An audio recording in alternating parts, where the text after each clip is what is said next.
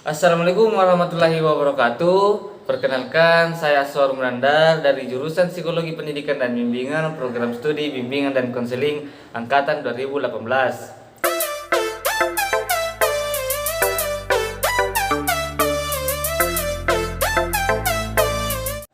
Ya, pada kesempatan kali ini saya akan menjelaskan proses konseling SFBC atau Solution Focus Brief Counseling. Sebelum melakukan praktek konseling SFBC ini, saya akan menjelaskan terlebih dahulu apa itu SFBC. Ya, yang pertama itu pengertian. Pengertian SFBC adalah salah satu teknik konseling pendekatan postmodern. SFBC ini percaya bahwa konseling kompeten dan peran terapis adalah untuk membantu konseling mengenali dan meningkatkan kompetensi yang mereka miliki juga. Esensi terapi ini yaitu membangun harapan dan optimisme positif konseling bahwa perubahan itu mungkin. Adapun pendiri utama dari SFBC ini adalah Steve Deshazer dan Insu Kimber. Yang kedua itu tujuan. Tujuan utama dari SFBC yaitu membantu klien mengambil sikap dan perubahan bahasa dari pembicaraan tentang masalah yang ada dan membicarakan tentang solusi dengan asumsi bahwa apa yang kita bicarakan kebanyakan akan berhasil mengubah situasi atau kerangka acuan, mengubah perubahan situasi yang problematis dan menekan kekuatan dan sumber daya klien, membicarakan tentang hal-hal yang akan membawa perubahan. Tujuan yang dirumuskan melalui percakapan tentang apa yang klien inginkan untuk berbeda di masa depan. Sehingga dalam SFBC ini klien menetapkan tujuan. Setelah formulasi awal, terapi berfokus pada pengecualian yang terkait dengan tujuan pada skala teratur. Seberapa dekat klien dengan tujuan mereka atau solusi dalam membangun langkah selanjutnya yang berguna untuk mencapai masa depan yang mereka inginkan. Yang ketiga itu pandangan terhadap hakikat manusia.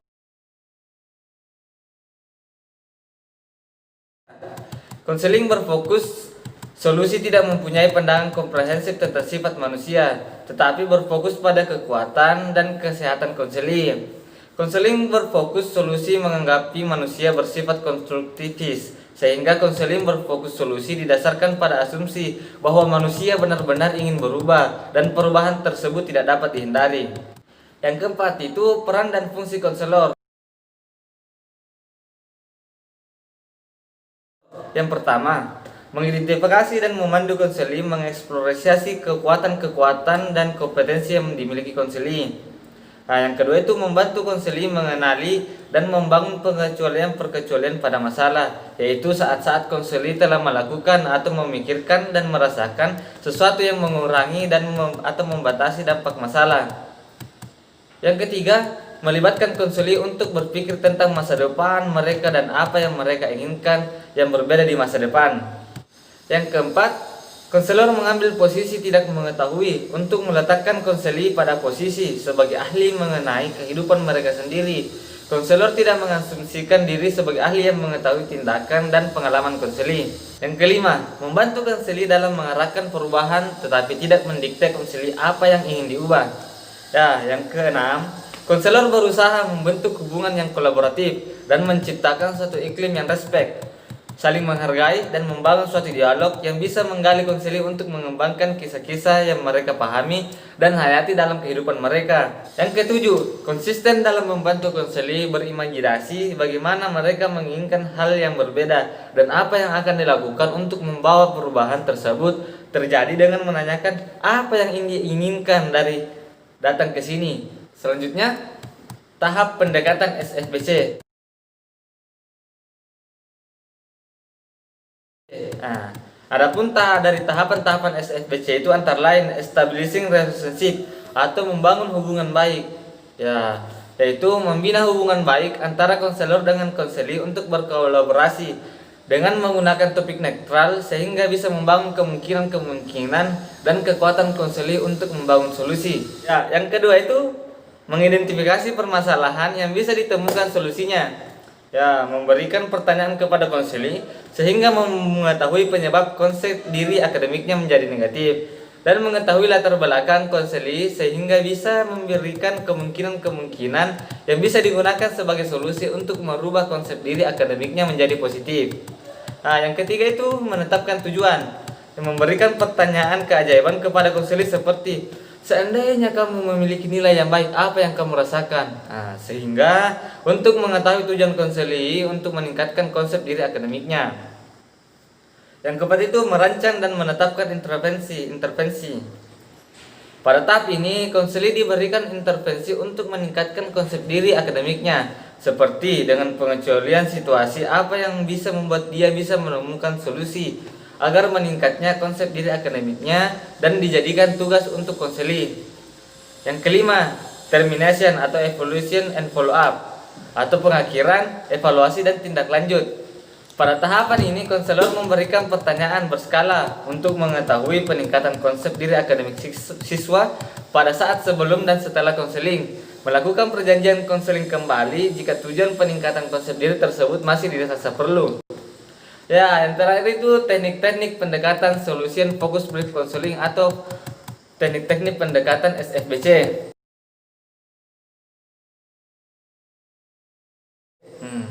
Adapun beberapa teknik dari SFBC yaitu antara lain yang pertama, exception ending questions. Nah, pertanyaan tentang saat-saat di mana konselor bebas dari masalah. SFBC didasarkan pada gagasan di mana ada saat-saat dalam konselor ketika masalah yang mereka identifikasi tidak bermasalah. Waktu tersebut disebut news of difference. Pengecualian merupakan pengalaman hidup konselor di masa lalu ketika dimungkinkan masalah tersebut masuk akal terjadi. Tapi entah bagaimana hal itu tidak terjadi. Eksplorasi ini meningkatkan konselor bahwa masalah tidak selalu kuat dan ada selamanya, juga menyediakan kesempatan untuk meningkatkan sumber daya, melibatkan kekuatan dan menempatkan solusi yang mungkin.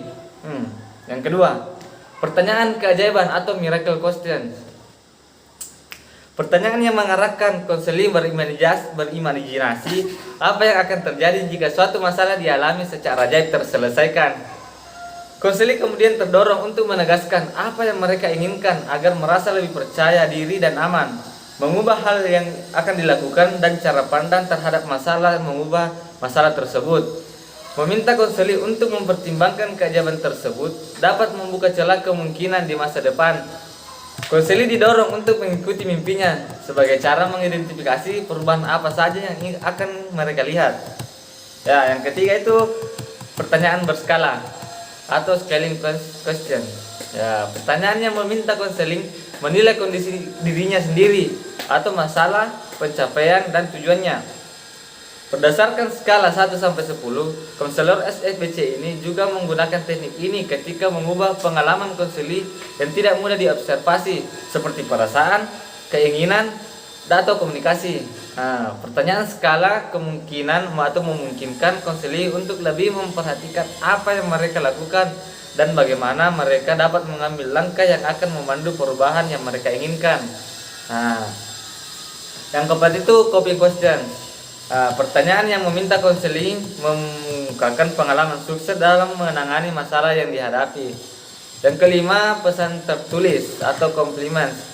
Ya, pesan tertulis yang dirancang untuk memuji konselor atas kelebihannya, kemajuan, karakteristik positif bagi pencapaian tujuannya. Ya, itulah penjelasan dari proses konseling atau SFBC ini. Ya, untuk selanjutnya kita akan melihat bagaimana proses konseling tersebut. Ya, silakan dilihat.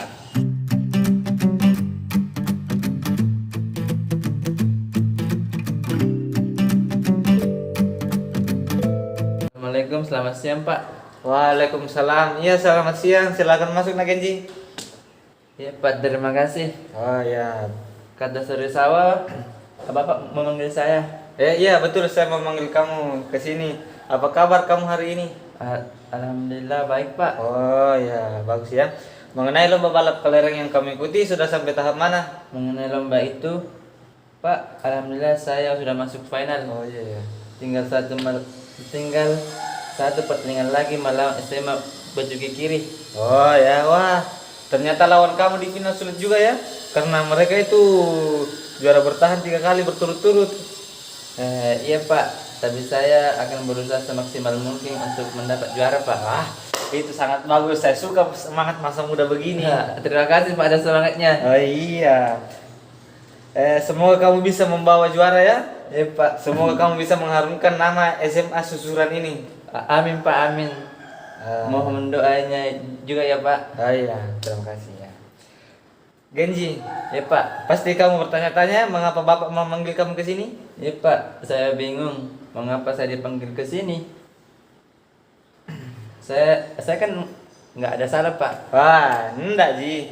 Enggak punya jadi salah apa-apa. Toh hanya saja saya mendapat informasi dari teman-teman kamu bahwa akhir-akhir ini toh kamu sering menyendiri dan bisa dibilang agak kasar menurut teman-teman kamu. Kamu sering membolos kata wali kelas kamu. Apakah benar begitu, Genji? Benar Pak. Apakah kamu ingin membicarakannya terlebih dahulu atau membicarakan masalahmu ini dengan Bapak? Sebenarnya Pak, saya ingin membicarakannya hal ini kepada Bapak. Oh ya. Tapi saya masih ragu untuk membicarakannya dengan siapa Pak. Oh ya, baik Genji. Saya mengerti maksud kamu ya. Bapak senang kamu mau membicarakannya. Namun sebelum kita berdiskusi lebih lanjut, ada hal yang perlu sampaikan bahwa pertemuan ini memiliki prosedur. Ya. Dan tujuan yakni membantu kamu dalam menemukan solusi dari permasalahan kamu. Bapak percaya bahwa kamu memiliki solusi untuk masalahmu tersebut. Hanya saja perlu diperjelas agar solusi itu benar-benar dapat kamu terapkan dalam kehidupan keseharian kamu ya.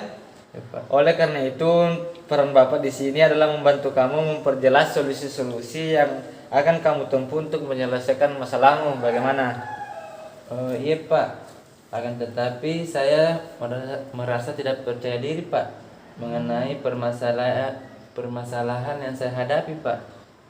Iya Genji. Saya memahami kondisimu saat ini. Akan tetapi, mari kita bekerja sama agar kita mendapat solusi dari masalah yang kamu hadapi saat ini. Iya Pak, amin Pak.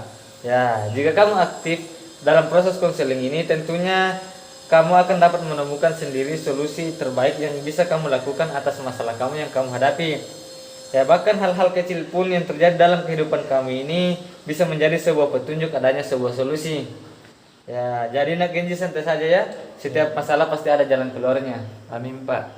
Saya akan berharap hal itu. Oh ya. Oh ya nak Genji.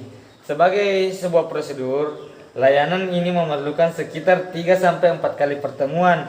Yang setiap pertemuan itu memerlukan waktu sekitar 60 menit. Namun semua sangat bergantung sama kamu. Ya Pak. Ya, jika kamu aktif dalam melakukan perubahan menuju solusi, maka konseling ini bisa sesegera mungkin diakhiri. Namun jika kamu tidak berperan aktif, mungkin proses konseling ini akan membutuhkan waktu yang cukup lama. Iya Pak, saya akan berusaha sebaik mungkin. Wah, mantap Genje, kamu memang anak yang baik. Bapak senang mendengarnya. Iya Pak, terima kasih Pak. Ya, baik nak Genji, coba ceritakan masalah kamu. Baik Pak, saya akan cerita. Jadi sekitar 1 bulan yang lalu, keluarga saya sedang mengalami masalah Pak, di mana orang tua saya selalu bertengkar tiap hari karena janda muda yang tinggal di sebelah rumah saya Pak. Oh, jadi kamu merasa tertekan dengan keadaan di rumah kamu karena setiap hari melihat orang tua bertengkar ya? Iya Pak, betul sekali. Lantas, apa saja yang kamu lakukan ketika pulang sekolah? Biasanya saya tidak langsung pulang ke rumah Pak, akan tetapi mampir di rumah teman ataupun latihan untuk persiapan lomba kelereng itu Pak. Oh, ya. Sudah berapa lama kamu melakukan hal tersebut? Sekitar 3 minggu yang lalu Pak. Oh, apakah hal yang kamu lakukan ini tidak mengganggu pelajaranmu? Pastinya sangat mengganggu Pak.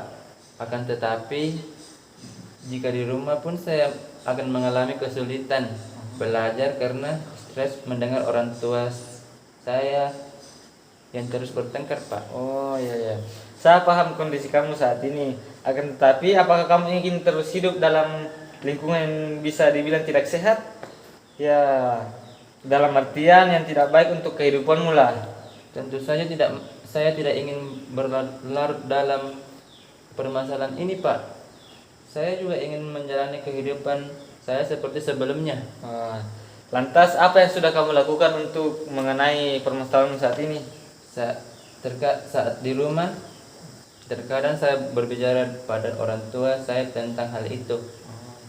Lalu terkadang juga menegur orang tua saya jika pertengkaran sudah mulai dengan fisik, Pak. Oh ya. Tapi jika sudah lelah mendengar mereka, saya biasanya lebih memilih diam dan masuk ke kamar, Pak. Saat di luar rumah pun saya terkadang menemui tetangga saya untuk memberitahu secara langsung agar tidak mengganggu keluarga saya lagi, Pak. Oh, lantas apa kamu sudah puas dengan apa yang kamu lakukan dan dengan memperbaiki permasalahan ini ya, dengan memperbaiki hubungan keluargamu? Belum, Pak. Saya masih belum merasa puas karena hubungan di keluarga saya masih belum membaik, Pak. Oh ya, ya. Baiklah. Sekarang mari kita ukur bagaimana rasa ketidakpuasanmu dengan menggunakan skala ya. Ya, ukuran skalanya dari 1 hingga 10. Untuk menunjukkan kamu sangat tidak puas dengan usaha belajarmu, dengan skala 10 merasa sangat. Nah, sekarang kamu berada di posisi mana? Sekarang di angka 4, Pak. Oh, baiklah, kamu merasa di angka 4 ya. Ya, sekarang coba jelaskan mengapa kamu memilih angka 4. Karena saya merasa masih belum mampu membalikkan hubungan keluarga saya menjadi lebih baik, Pak, atau harmonis. Oh ya, baiklah, saya mengerti bagaimana bagaimana kondisimu saat ini. Ya, akan tetapi apa yang kamu inginkan dalam permasalahan yang kamu hadapi? Saya hanya ingin keluarga saya menjadi harmonis kembali, Pak. Nah, Lalu kehidupan saya juga kembali seperti dulu, Pak, di mana saya tidak menyendiri lagi dan tidak suka bolos lagi, Pak. baiklah. Tadi kamu mengatakan bahwa kamu ingin mengembalikan keluarga kamu menjadi harmonis dan ingin kehidupan kamu kembali seperti dulu lagi. Nah, dari konseling ini, apakah yang ingin kamu perbaiki? Tentu saja sikap saya, Pak, terlebih dahulu dalam menanggapi situasi yang ada di rumah dan lingkungan saya dan memperbaiki hubungan keluarga saya, Pak. Oke, sekarang Bapak akan mengajukan pertanyaan yang agak aneh ya. Ya, Pak. Ya. Kita akan berimajinasi sejenak tentang sebuah keajaiban. Ya, pertanyaan aneh ini adalah, setelah kita berbicara, kamu akan kembali ke rumah. Dalam perjalanan pulang, kamu menemukan sebuah tongkat ajaib. Ya, saat kamu menyentuh tongkat tersebut, sebuah keajaiban terjadi. Dan masalah yang kamu hadapi sekarang ini akan terpecahkan. Ya, karena terjadi secara tiba-tiba, kamu tidak menyadari bahwa terjadi keajaiban pada dirimu. Ya, agar kamu mengetahui bahwa keajaiban tersebut terjadi, apa yang kamu rasakan berbeda dalam diri kamu yang menjadi pertanda bahwa masalah ini terpecahkan? Ketika keajaiban itu terjadi dalam diri saya, Pak, saya akan merasa sangat bahagia. Oh ya. Jadi kamu memiliki dua permasalahan yang ingin kamu selesaikan, yaitu sikap dalam menanggapi situasi yang ada di rumah kamu dan lingkunganmu dan memperbaiki hubungan keluarga kamu. Iya, Pak, benar sekali. Ya. Kamu sudah menyebutkan dua permasalahanmu. Maka sekarang coba kamu ceritakan saat-saat di bagian-bagian dari keajaiban ini pernah terjadi, yaitu saat-saat di mana kamu tidak memikirkan pertengkaran orang tuamu dan sikapmu terhadap lingkunganmu. Iya, Pak, pernah, Pak. Kapan terakhir kamu tidak memikirkan permasalahanmu? Pada saat saya berkunjung ke rumah teman saya, Pak. Mengapa demikian? Karena di rumah teman saya, keluarga mereka begitu harmonis Oh, dan menganggap saya seperti anak sendiri. iya. Jadi saya lupa dengan keadaan di rumah saya sejenak karena ikut terbawa suasana, Pak. Oh ya. Berarti kamu menyenangi keluarga teman kamu dan kamu ingin agar keluarga kamu bisa hidup harmonis seperti mereka. Iya, Pak, betul sekali. Wah, bagus. Dari situ kamu bisa belajar bagaimana hubungan keluarga yang harmonis dari teman kamu. Iya, Pak. Akan tetapi jika sudah berada di rumah saya seakan tak bisa mengeluarkan pendapat saya tentang keharmonisan keluarga teman saya. Oh, saya paham maksud kamu, Nak Genji. Akan tetapi kamu hanya perlu lebih banyak belajar dan lebih percaya pada dirimu sendiri dan yakin bahwa semua bisa kamu lakukan dengan berdoa dan berusaha. Iya, Pak, saya akan berusaha semaksimal mungkin. Ya, nah sekarang agar lebih mudah memudahkan kamu mencapai tujuan yang ingin kamu capai, bagaimana kalau kita membuatnya dalam bentuk skala? Ya, misalnya kita membuat skala antara 1 sampai 10 di mana angka 1 menunjukkan kamu tidak yakin dengan dirimu sendiri, dan 10 menunjukkan bahwa kamu percaya akan kemampuan dari dirimu. Ya, dari 1 sampai 10 ini menurutmu kamu berada di posisi mana? Saya rasa berada di posisi 2, Pak. Oh, dengan kondisi itu apa kamu ingin berada di posisi berapa saat ini? Saya ingin berada di posisi 9. Oh, coba jelaskan bagaimana kondisimu jika sudah berada di posisi 9. Saya ingin percaya dengan kemampuan saya sendiri, di mana permasalahan-permasalahan saya dapat diatasi dengan usaha saya sendiri, Pak. Oh ya. Tadi kamu mengatakan bahwa kamu senang berada di rumah teman kamu karena melihat kalau hubungan keluarga mereka yang begitu harmonis. Iya, Pak, betul sekali. Ya, bagus nak Genji. Saya suka dengan semangat dan keaktifan kamu hari ini. Jadi Genji, pertemuan kita hari ini saya dapat menyimpulkan bahwa kamu ini sangat tertekan dengan hubungan keluarga kamu. Lalu kamu menjadi penyendiri dan suka bolos.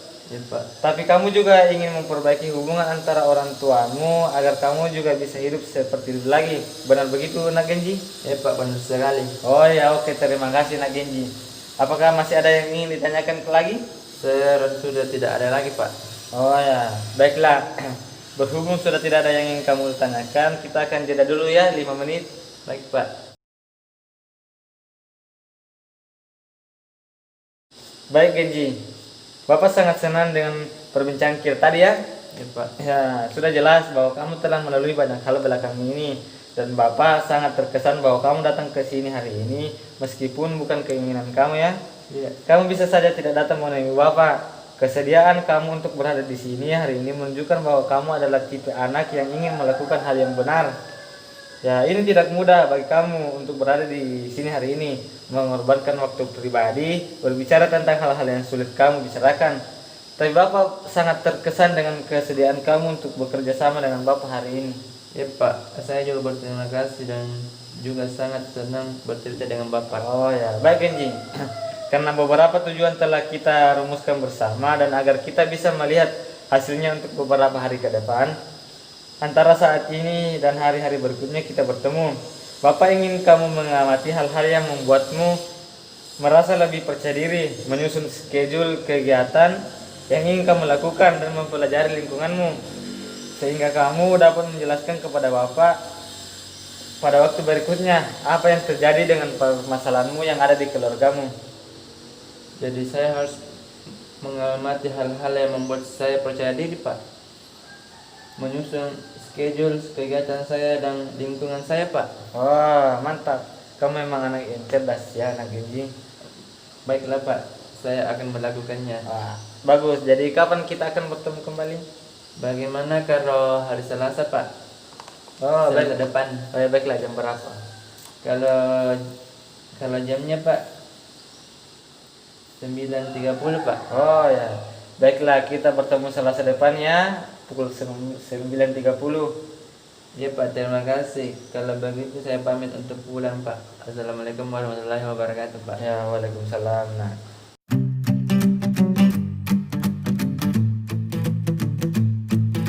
Assalamualaikum, selamat pagi, Pak. ya, waalaikumsalam. Silakan masuk nak Genji. Selamat pagi.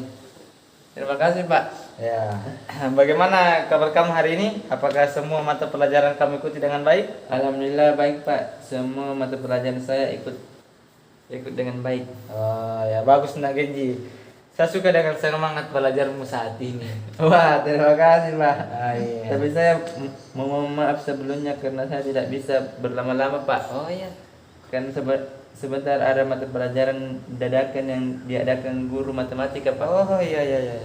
Ya tidak apa-apa. Kita manfaatkan waktu sebaik-baik mungkin ya. Iya, Pak, siap. Asik. Mengenai permasalahan yang terjadi minggu lalu, bagaimanakah kelanjutannya? Setelah saya mengamati hal-hal yang meningkatkan kepercayaan diri saya, Pak, Ya. memahami lingkungan saya, Ya. akhirnya saya sudah sedikit mengerti, Pak, Oh. apa yang terjadi pada keluarga saya. Dengan memberanikan diri saya mulai berbicara kepada orang tua saya, Pak, Oh iya. mengenai permasalahan yang saya hadapi sekarang, Iya. tentang bagaimana keharmonisan keluarga orang lain dan tentang bagaimana saya hidup saat di sekolah, Pak. Oh iya. Saya mulai terbuka kepada orang tua saya, Pak. Nah, itu adalah berita bagus ya Nak Genji. Saya sangat senang mendengarnya. Saya juga senang Pak. Ya, baiklah. Sekarang bagaimana perasaanmu dengan pencapaianmu sekarang? Sekarang kalau di rating 1 sampai 10 kamu berada di posisi berapa? Mungkin saya berada di posisi 6 Pak. Wah, itu sangat bagus nak Genji. Kamu harus mempertahankan hal positif yang kamu lakukan dan jika perlu tingkatkan semaksimal mungkin. Ya, dengan begitu tujuan yang ingin kamu capai segera terwujud. Oh iya Pak, terima kasih. Saya akan berusaha untuk lebih baik lagi. Ya.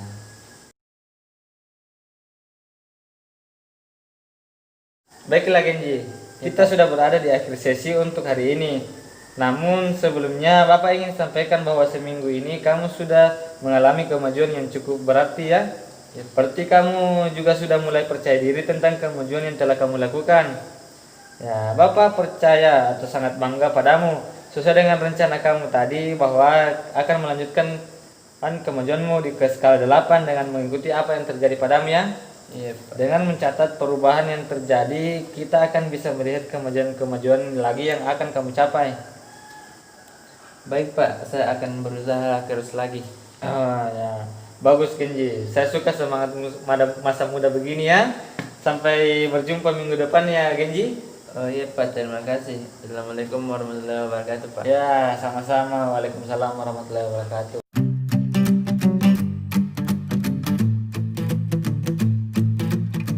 Assalamualaikum Pak. Ya, Selamat pagi. Ya, waalaikumsalam. Nah, selamat pagi. Silakan masuk nak Kenji. Oh iya Pak, terima kasih. Ya. Bagaimana kabar kamu hari ini? Apakah semua baik-baik saja? Oh alhamdulillah Pak. Iya Pak, semua berjalan dengan lancar Pak. Terus bagaimana dengan masalah yang terjadi dengan keluargamu? Alhamdulillah Pak. Orang tua saya sudah jarang bertengkar lagi Pak. Wah, itu adalah berita baik ya nak Genji. Alhamdulillah ya. Tapi Bapak minta maaf. Untuk kali ini Bapak tidak bisa lama-lama ke dalam konseling karena Bapak ada rapat dadakan dengan guru. Ya Pak, tidak apa-apa. Saya hanya ingin meminta pendapat Bapak saja mengenai kehadiran tetangga baru saya yang pernah saya ceritakan Pak. Oh, ada apa dengan tetangga kamu itu yang pernah kamu ceritakan? Apakah dia masih suka ikut campur dengan masalah keluargamu? Alhamdulillah sudah tidak pernah lagi Pak. Tapi saya merasa takut jika hal itu akan terulang kembali. Oh, jadi Genji takut jika kejadian yang menimpa Nak Genji ini akan terulang kembali? Ya Pak, begitu Pak. Oh ya. Baiklah Nak Genji, kita akan mencari solusi ini bersama-sama ya. Oh iya Pak, terima kasih. Ya, jika menyangkut masalah ini mungkin Nak Genji merasa trauma, apalagi dengan keberadaan tetangga Genji ini. Akan tetapi, apakah ada hal lain yang membuat keluarga Nak Genji menjadi lebih harmonis? Ya Pak, waktu itu orang tua saya pergi liburan selama 3 hari Pak di luar kota. Nah, dari situ Nak Genji bisa berpikir bahwa kemungkinan orang tua Genji ini bisa harmonis kembali karena adanya liburan ke luar kota ini. Ya Pak, betul sekali. Nah, melihat orang tuamu yang kembali harmonis dan sering keluar kota berdua, apakah keuntungan yang bisa kamu ambil? Pendekatan orang tua saya semakin besar Pak, dan akan terhindar dari tetangga-tetangga saya Pak. Wah, kamu memang hebat ya Nak Genji. Jadi apakah kamu sudah merasa tenang? Oh alhamdulillah Pak. Ya. Ya, melihatmu saat ini tampaknya Bapak dapat melihat sisi yang akan menjadi hal terbesar nanti. Ya Pak. Ya Nak Genji, kamu memiliki pemikiran yang luas, bekerja keras, dan selalu ingin belajar. Itu adalah aset yang bagus untukmu di masa depan. Oh terima kasih Pak, saya sangat senang mendengarnya. Ya, jadi setelah melihat orang tuamu saat ini, keyakinanmu saat ini jika dihitung memakai skala 1 sampai 10, kamu berada di posisi berapa? Saya berada di posisi 9 Pak. Wah, itu sangat luar biasa ya Nak Genji. Iya Pak. Baiklah, sebelum mengakhiri pertemuan kita, saya akan menyimpulkan pembicaraan kita selama proses konseling yang telah kita lakukan dari awal sampai akhir. Ya Pak. Ya, di awal kamu mengatakan bahwa kamu memiliki masalah yang terjadi pada orang tuamu dan merampas kehidupan sekolah kamu yang damai. Ya Pak. Dengan mengamati hal-hal yang membuatmu lebih percaya diri, membuat schedule, dan mengamati lingkungan sekitar. Ya Pak. Kamu juga sudah berhasil mencapai tujuan kamu dari skala 2 sampai 9, dan itu merupakan pencapaian yang sangat bagus Genji. Ya Pak. Ya, serta kamu telah mampu mengatasi masalah kamu dengan keluargamu yang membuat sosialisasi dengan temanmu menjadi terganggu dan kehidupan sekolahmu yang terganggu juga itu adalah pencapaian yang luar biasa, Genji. Oh, terima kasih Pak. Saya merasa sangat senang karena bisa kembali seperti dulu Pak. Ya, sama-sama anak Genji. Nanti jika ada yang kamu ceritakan kembali, silakan ke Bapak ya. Iya, dengan senang hati Pak. Kalau begitu saya pamit ke kelas terlebih dahulu Pak. Ya, hati-hati nak Genji. Assalamualaikum Pak Hasirama. Ya, waalaikumsalam nak Genji.